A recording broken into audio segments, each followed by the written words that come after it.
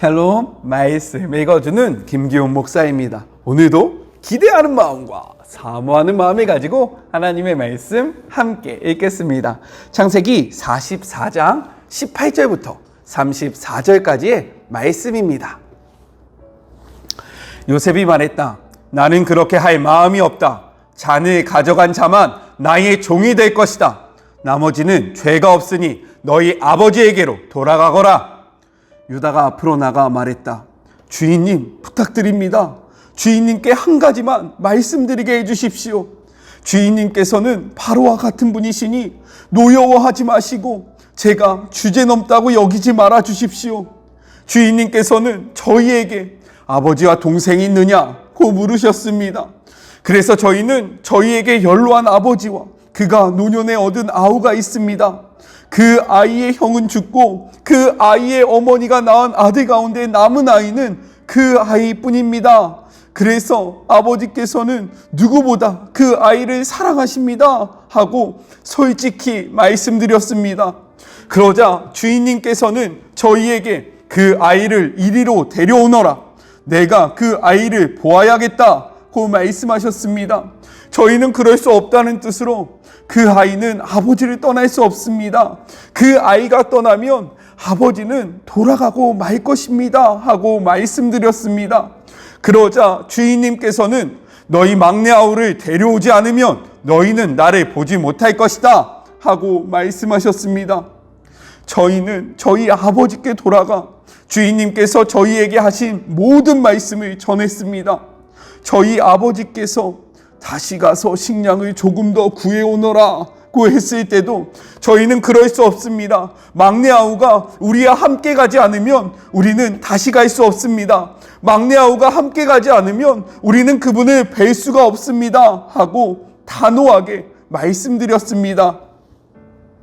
그러자 주인님의 종인 제 아버지는 저희에게 너희도 잘 알다시피 내 아내가 두 아들을 낳았는데 한 아이는 잃어버렸다. 그 아이는 짐승에게 찢겨 죽은 게 틀림없다. 그 후로 나는 그 아이를 한 번도 잊어본 적이 없다. 그런데 이제 너희가 이 아이를 데리고 갔다가 이 아이에게 무슨 일이라도 생기면 너희는 백발이 성성한 채 슬퍼하는 날을 끝내 땅에 묻어야 할 것이다 하고 말씀하셨습니다. 주인님의 종인 제 아버지에게 이 아이의 목숨은 당신 목숨이나 다름이 없어서 제가 이 아이 없이 아버지 앞에 나타나면 아버지는 아이가 없어진 것을 아시고 그 자리에서 돌아가시고 말 것입니다. 아버지가 슬픔에 잠겨 돌아가시면 여기 주인님 앞에 주인님의 종으로 서 있는 저희가 그분을 돌아가게 한 셈이 됩니다. 그뿐 아닙니다. 저는 그 아이를 주인님께 보여드릴 수 있게 해달라고 하면서 제 아버지께 제가 그 아이를 데려오지 않으면 아버지 앞에 평생 죄인으로 살겠습니다 하고 다짐했습니다. 그러니 이 아이 대신에 제가 주인님의 종으로 이곳에 머물게 해주십시오. 이 아이는 형제들과 함께 돌아가게 해주십시오. 이 아이가 함께 가지 못하는데 제가 어떻게 아버지께 돌아갈 수 있겠습니까? 제발 제가 돌아가서 아버지가 슬픔에 잠겨 돌아가시는 모습을 보지 않게 해주십시오. 이것은 하나님의 말씀입니다. 주님과 동행하시는 행복한 주일 보내셨죠? 우리가 비록 함께 만나서 한 장소에서 하나님 앞에 예배하지는 못할지라도 우리가 있는 삶의 자리에서 각자의 처소에서 하나님을 대면하면서 예배하는 주의 모든 자녀들이 되시길 주님의 이름으로 축복합니다.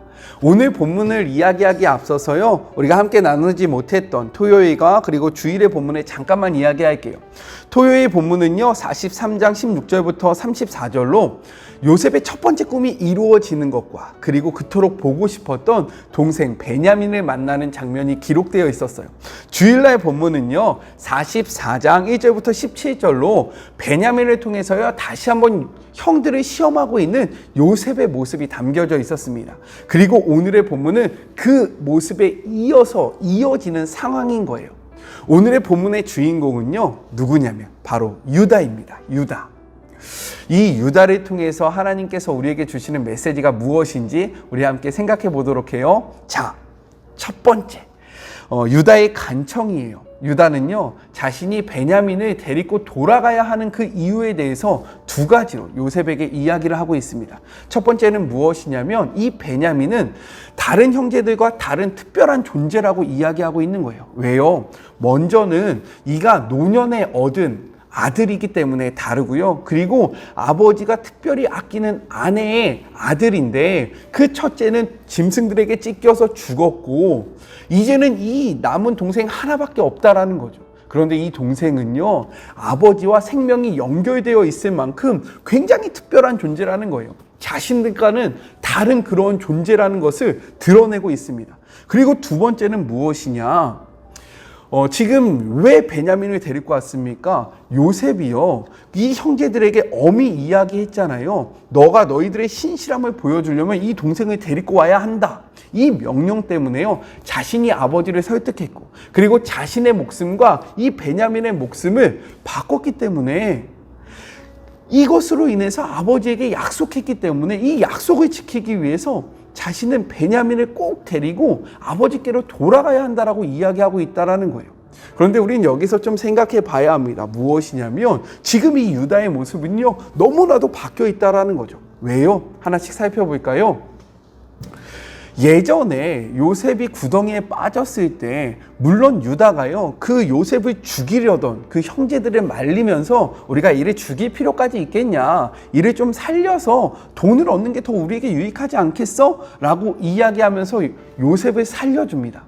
하지만 이렇게 할 때에요, 지금 유다는 무엇을 바라보고 있어요? 베냐민을 잃었을 때의 아버지의 상실감, 그 베냐민을 향한 아버지의 그 특별한 그 사랑을 마음속에 품고 있잖아요. 그것을 기억하고 있잖아요. 사실 근데요, 생각해보면 요셉도 마찬가지였다라는 거죠. 근데 그때는요, 아버지가 그 요셉을 향해서 행했던 편애와 그리고 다른 형제들과 했던 그 차별 때문에요, 그 시기심 때문에요, 요셉을 아버지께로 데리고 가지 않았다라는 거예요. 그리고 또요, 오히려 다른 형제들보다 나는 좀 더 괜찮은 사람이야 라고 하면서요, 우쭐거렸을 수도 있습니다. 하지만 이가 하나님을 만나고 하나님 앞에 자신의 죄를 자백하고 난 후로부터요, 이는 변했다라는 거예요. 사실 상황은 변하지 않았습니다. 왜요? 요셉을 향했던 그 편애는요, 그의 동생 베냐민에게 향했고요. 그리고 오히려 상황은 더욱더 악화되었으면 악화되었어요. 왜 그럽니까?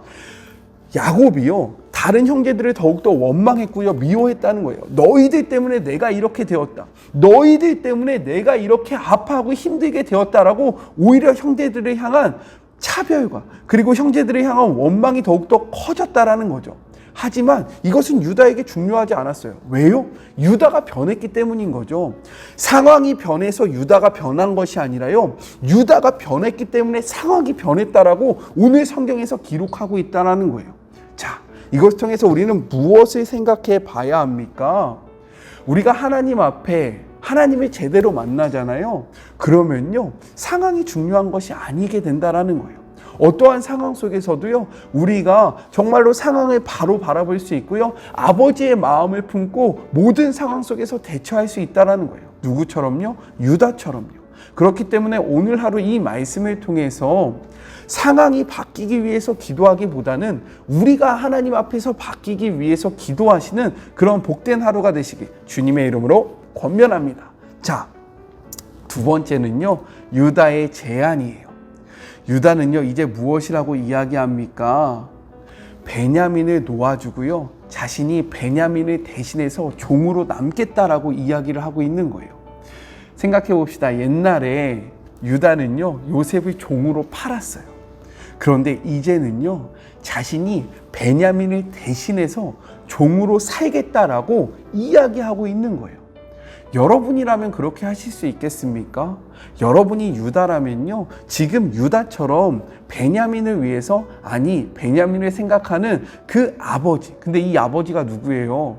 평생 동안 자신들을 차별했던, 편애했던 그 아버지를 위해서 이렇게 이야기할 수 있겠어요? 또 여기서 생각해 봐야 할 것이 무엇입니까? 유다도요, 한 가정의 가장이라는 거예요. 자신이 챙겨야 하는 식구가 있고요. 자신에게 딸린 가족들이 있었다라는 거죠. 그런데 그 모든 것들을 내려놓고요. 아버지와 다른 형제들을 위해서 자신의 삶을 내어줍니다. 어떻게 이럴 수 있어요? 창세기 38장을 통해서 이의 삶이 변화됐다라는 거예요. 이를 통해서 우리가 무엇을 생각해 보아야 합니까? 회개는요, 삶이 바뀌는 거예요.